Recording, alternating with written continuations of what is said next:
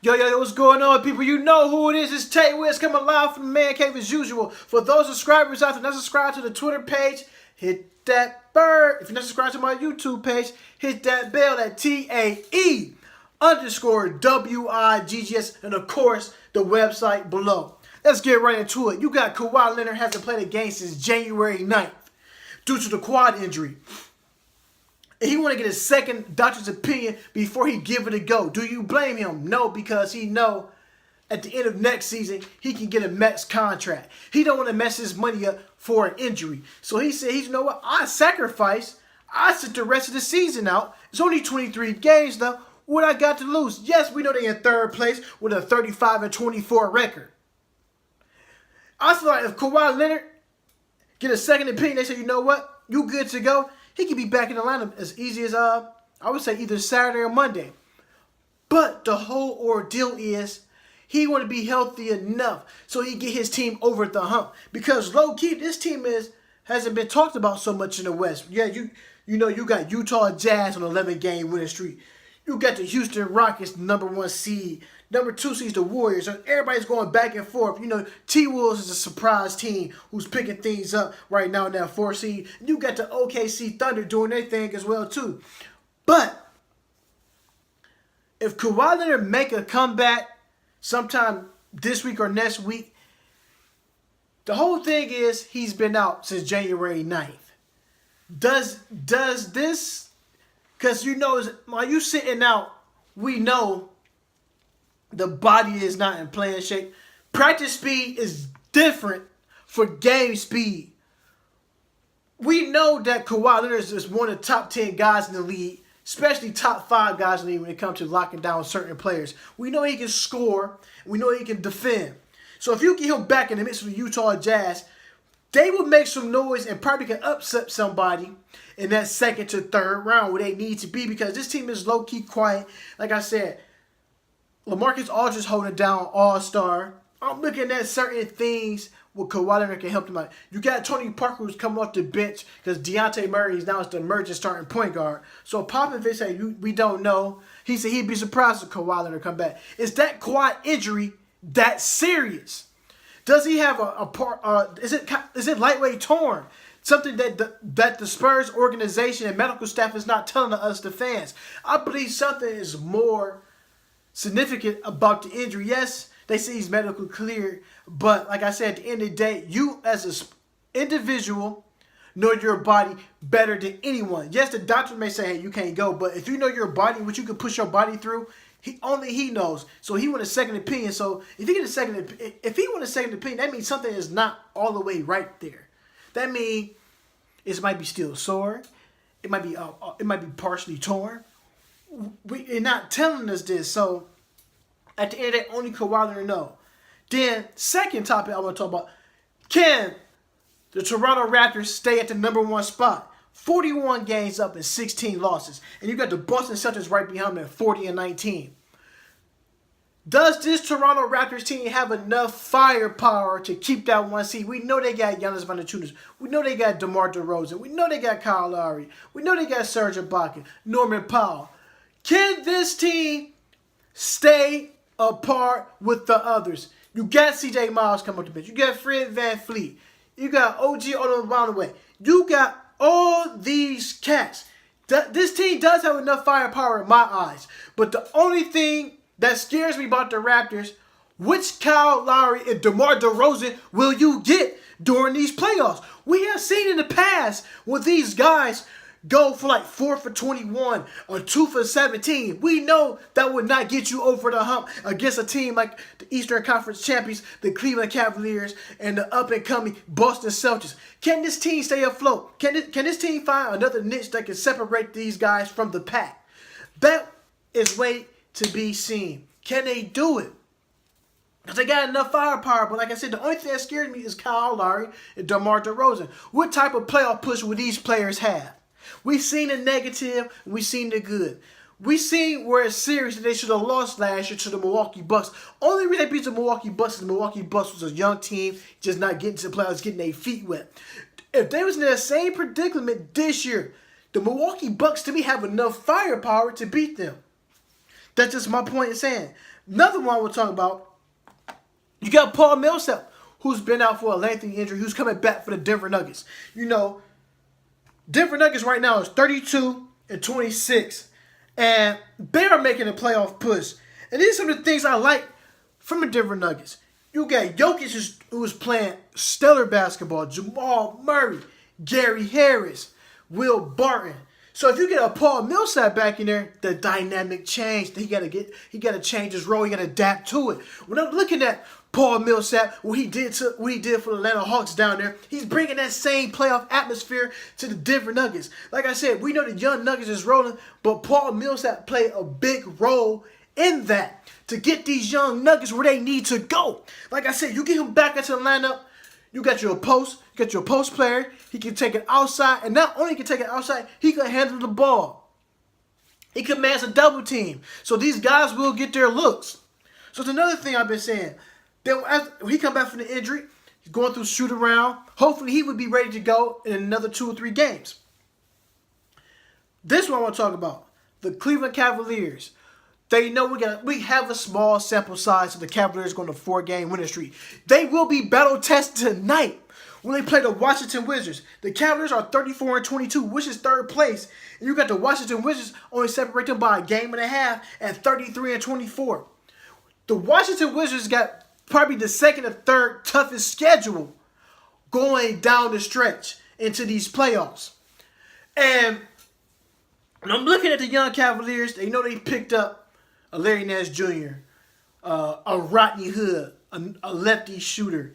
Like I said, you got Larry Nance Jr., a high flyer who could defend, who could run the floor with the bigs. Then you got Jordan Clarkson, who's instant offense. And you pick up the savvy veteran is George Hill, who has played in 81 playoff games. So that is key. But you got a small sample size. The team been off for a whole week. They had practice the day before yesterday, trying to run some new plays. Small sample size. It's kind of hard to gear up for a team with new players because you don't know what you're going to expect from them. Can this Cavaliers team do this? Let's scratch that. Rewind that. Does this Cavaliers team, folks, have enough firepower to get back to the NBA Finals? I think they can, but like I said, the Raptors and the Boston Celtics are playing stellar basketball. The Boston Celtics has been vulnerable in these 5 games, but I believe as long as you got 23 on your side, LeBron James, who expects the most from his players to get these guys over the hump. Sky's the limit for the Cleveland Cavaliers at 34-22. We will see what they look like tonight going against the Washington Wizards. And this is the home game for the Cleveland Cavaliers. You know, Larry Nance Sr. playing for the Cavaliers, and his son is now playing for the Cavaliers. We're going to see what this team look like tonight at 8 p.m. on TNT. Brandon Jennings is back from overseas for playing basketball. He is now on the G League team, the Wisconsin Herd, which is affiliated with the Milwaukee Bucks. That pickup to me for the Milwaukee Bucks, they definitely in the playoffs right now. As a playoff push right now, they are currently right now in the 6th seed. When you look at the Milwaukee Bucks, their record right now is 32-25. If you can get Brandon Jennings as a backup point guard to Eric Bledsoe, that is good. Because you get your 2 savvy guys, they both quick. Eric Bledsoe is explosive to the whole end. He defends, and so does Brandon Jennings. So it ain't like he played for this organization. He know what it takes. He understands the blue collar game, as I call people in the Midwest, as myself. Hard workers, hard nosed, who's going to bring that hard hat is going to go to work. So he know what to expect from the Milwaukee Bucks fan base. I thought that was a great pickup and a smart pickup for the Milwaukee Bucks to bring Brandon Jennings back to the organization. I'm looking at the playoff change too as well. They were saying that, I'm just doing a quick rundown, folks. Let's get everybody caught up to speed for the second half of the NBA season. You got the playoff change, but they want to tweak some things. And a couple of players, as in LeBron James and other players around the league, were saying, don't change it. Leave the format the way it is, East and West, because you don't get the same history and statistical facts out of the game. People love to see a New York and Miami Heat matchup. You don't want to see no first round, the New York Knicks play the Denver Nuggets. It doesn't have that same feel that you got to find across the country. We got to play game 1 and game 2 in New York, and we got to fly game 3 and 4 across to Denver. Leave it the way it is. Let everybody travel on the East Coast. They let everybody travel on the West Coast. You already get that mileage between the East and the West Coast team anyway, between the Cavaliers and the Warriors when they met up in the finals for the last 3 seasons. So let's leave it the way it is, because now you got to accommodate TV time. The people in the East Coast, we go to bed as soon as our games go off. So nobody want to wait till a West Coast game come on sometimes in the playoffs. With this game tip off, this playoff game, we got the New York Knicks going to be against the Denver Nuggets in round 2. This game kick off at 10:30. The East Coast wouldn't watch it because most of your viewers come from the East Coast. I think that would mess up TV revenue, and the fans would have no interest. I wouldn't like it. College basketball is different because people love the March Madness pool because the upsets. But it wouldn't work out in the NBA for me, as a fan standpoint. I'm just speaking how I feel about it. I wouldn't like that change. Keep everything the way it is. I love the history behind the East and the West. Mark Cuban was fined $600,000. Mark Cuban money. Man, now that's not that funny money. That's that long money. For comments of people talking they are tanking. He is not tanking, man. Mark Cuban would never do that. Trust and believe that. So when I heard he got fined $600,000 for tanking, and Dirk Nowitzki said he was disgusted by that. So you telling me that as a future Hall of Famer that Dirk Nowitzki is out there quitting? Because the games I watch, this team is going hard every night. It's giving them 110%. Yes, they might not win. They might not win all their games, and as they supposed to. Dirk Nowitzki is getting older. They got younger guns coming there trying to feel their way in. This team is not tanking, and Mark Cuban would never fall for that. And I can't believe they fined him $600,000 to the comments he made. He would never tank. He just said the season's pretty much it's over. We might as well pack it in. They're nowhere close. They're nowhere close to making a playoff push. Something crazy would have to happen for them to jump in the playoffs. But you can't never say never. But on a realistically part, Mark Cuban said, "Hey, the season's pretty much over. Let's go to get these younger guys one look. Let's take it from there. It's built for the future." That don't sound like it's tanking to me at all. He's just giving us his honest opinion. He knows a long shot for making the playoffs. They almost had to win like almost 85% of their games to make the playoffs. I mean, they had to beat at least every team in the Western Conference at least 2 more times. That's impossible. But the impossible you can't do. But I think that's impossible. So Mark Cuban should never got fined for that, me speaking. Reggie Jackson has been cleared for basketball. Light running, and he can shoot around. So if you add him back into the Pistons lineup with Blake Griffin has been stellar once he put on that Pistons uniform. You know Detroit fans love it. Detroit basketball. So you get Reggie Jackson back you can get him just back in tune for the playoffs. Like I said, with 23 games down the stretch, sky's the limit for these young Detroit Pistons. And that's what they needed. A person who could handle. A lot of people didn't know this, that Blake Griffin was a point guard in high school. He was a 6'1" point guard. So sometimes when he dribbles, it might look ugly, but one thing I'm going to say, Blake Griffin can handle the rock. He can get to the hole and create his own shots. Now, the game is a little bit more easier now for DeAndre Drummond because when Blake Griffin get the ball, he can just throw him oops. Now, we're going to see how he's going to finish the season out down the stretch. Can this team right now, when I look at the Detroit Pistons, they are 28 and 29. They're only 2 games out of the 8th place behind the Miami Heat at 30 and 28. So anything is possible right now. I love this part of the season after All-Star break because it separates the boys from the men. So what team would rise? What team would rise from boys and become men? What team that would be men and go down to boys? It is just to maybe be seen. I love this time of the season. This is playoff basketball.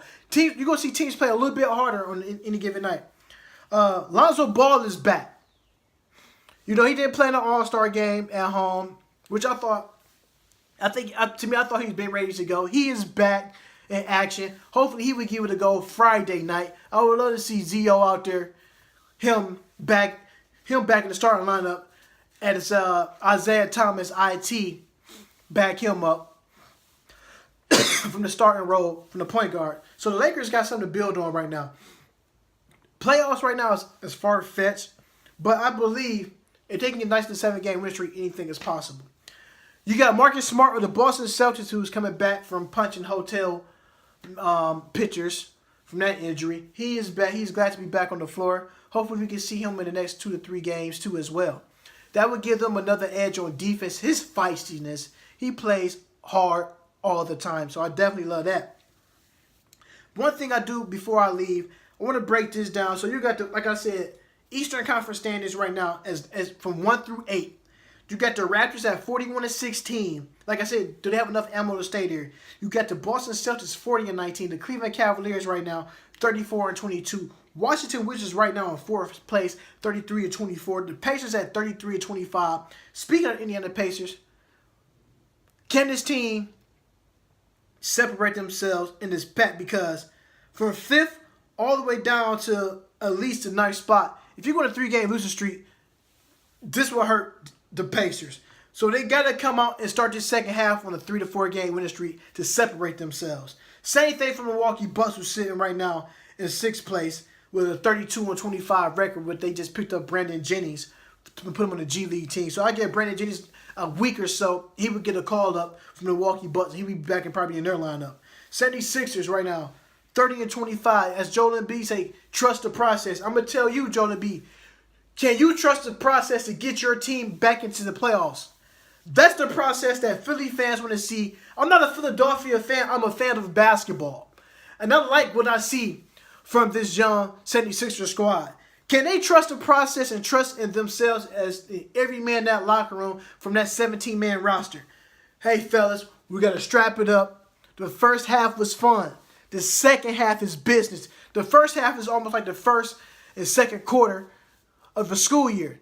The second half is the third and fourth quarter of the school year. We're going to lock it down. It's going to be serious business. So Joel Embiid, trust the process and get to the playoffs. That's what I want to see.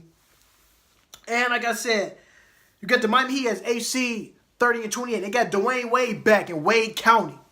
So Dwayne Wade comes back in their locker room. He will give them the benefit of the doubt to make a playoff push. You know why? Because him and Udonis Haslem are the remaining NBA champions on that team besides Spoelstra and the coaching staff who were part of that coaching staff, and Juwan Howard, who played with that Miami Heat team when they won them back-to-back titles right there on South Beach. One thing I'm going to say about this Miami Heat team, I'm going to be real honest. It starts with their big man in the middle, who I like, Hassan Whiteside. Some games he play hard. Some games he don't come with it all the time. I want to see Hassan Whiteside come with it every game. I need to at least see Hassan. If they want to win, Hassan Whiteside got to give me at least 17 points and 17 boards. You got to get it. He got to get it. Yes, he had a knee injury, got the brace on. I feel like he slowed it down. Take that brace off and put the old school Patrick Ewing leather knee sleeves on. Pat got it done. Pat got it done. And they can make a move. I can see the Miami Heat right now. They're in the AFC. The Miami Heat can easily finish their season off easily in the 5th seed. I'm just saying, that's how I can go. And right now, like I said, in the 9th seed, you got the Pistons at 28-29.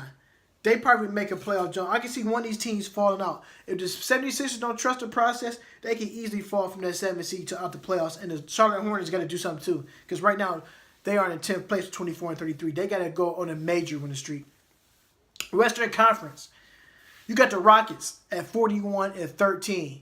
It's the one thing I've been noticing about the Houston Rockets are 28-1 when Chris Paul, Clint Capella, and James Harden has in the lineup.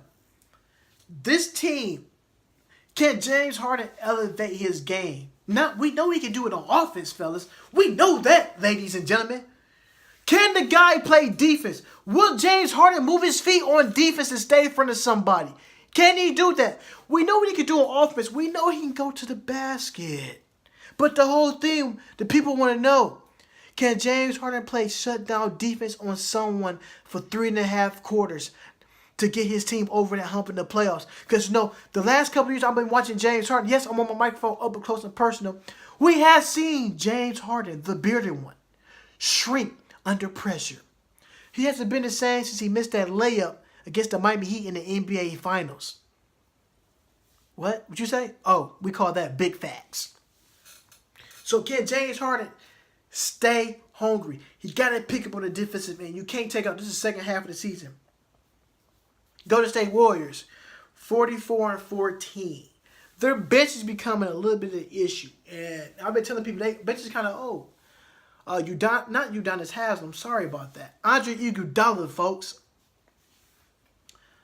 The back is catching up with him. The back is catching up. He's becoming almost an offensive reliability. Is he becoming the new Harrison Barnes on the Golden State Warriors? Warriors fans, don't be mad at Tay Wiggs. Tay Wiggs is right now just calling it, keeping it real and stating big facts. When I say big facts, I mean you gotta watch the game.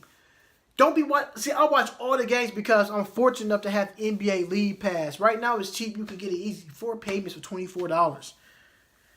I just want to see different things, and the things I'm seeing from them, they're not getting the scoring from the bench. I've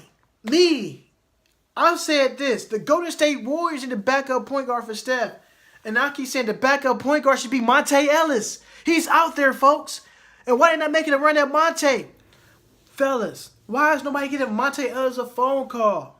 That's an easy 16 points per game.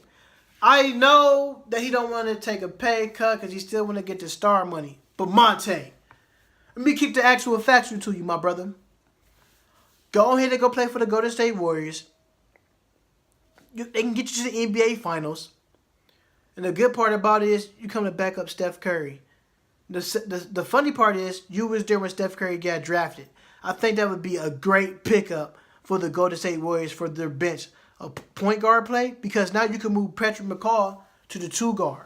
You can move Sean Livingston to the 3. You can have Iggy at the 4. Small ball lineup.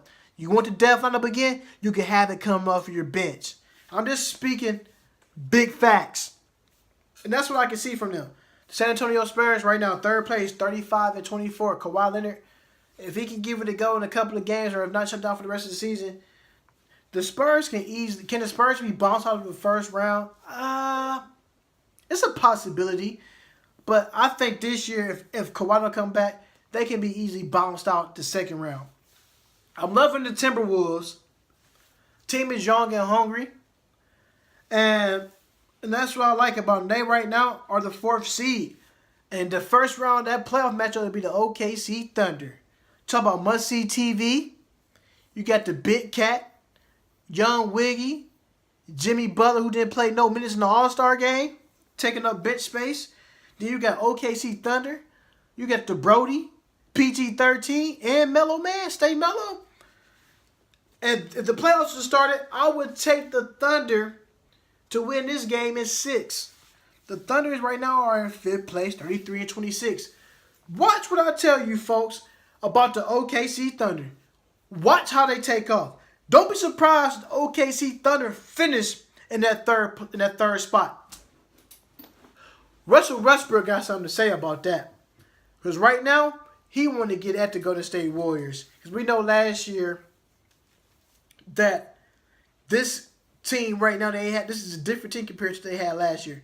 This team can do a little bit more. And I think the couple of times I've seen them play the Warriors, I've seen that feistiness out of the Brody.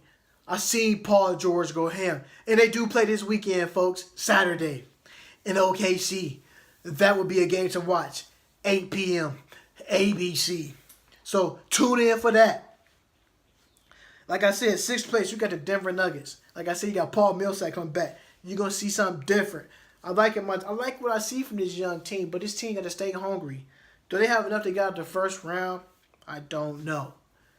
If the playoffs would have started today, they would be playing against the San Antonio Spurs. I would get that edge to the Spurs. The Spurs probably sweep the young Nuggets. Then you got Portland Trailblazers. That nice dynamic duel. Probably the second best. I'm not gonna say this. I'll probably say they probably the best backcourt in the league. Yes, I think they better than Steph and Clay. Because Clay is the forgotten man on the Warriors. But CJ McCollum and Damian Lillard bring it every night. But it's the part I need Dame Dollar to go ahead and get buckets. Hey, shout out to Dame Dollar, man, for following me on Insta, man. I appreciate it, dog. You already know. Dame time will give it a go. So, if you got him and CJ McCollum, but the other guys got to step it up as well. So this team has enough. We seen what this team can do. Like I said, this team had like another superstar. Guys, they would probably get a lot of team havoc. But right now, They got to trust in themselves to take this team to a new height and a new level. I'm liking what I see for them. The Pelicans, 31-26. We know Boogie went down with a torn ACL. The torn Achilles, I'm sorry. With the torn Achilles. Does Anthony Davis and Rondo and Drew Holiday and Nikolai Mirotic, who they just picked up from Chicago, does this team has enough to secure a playoff spots? Because the Clippers and the Utah Jazz is right on them, a game and a half back. Like I said, Utah Jazz on an 11-game win streak. You got the Clippers right there, who's not doing too shabby in themselves, picking up Tobias Harris, Avery Bradley. And this team is scrappy. I'm just waiting for, when this thing ever going to get cleared, Patrick Beverly, because he bring that feistiness to him. So this team the Clippers can actually make a playoff push, but the Pelicans got to do something if they want to stay afloat. Anthony Davis can't be getting these little silly injuries and missing 2 or 3 games here, because when you miss 2 or 3 games here, your playoff chances go from here to here. So you got to get it together. Y'all know who I am. I'm Tay Wiz, reporting live for the Man Cave as usual. Like I said, subscribe to the website. Check me out. Y'all know how I do it, people. Peace. Yeah.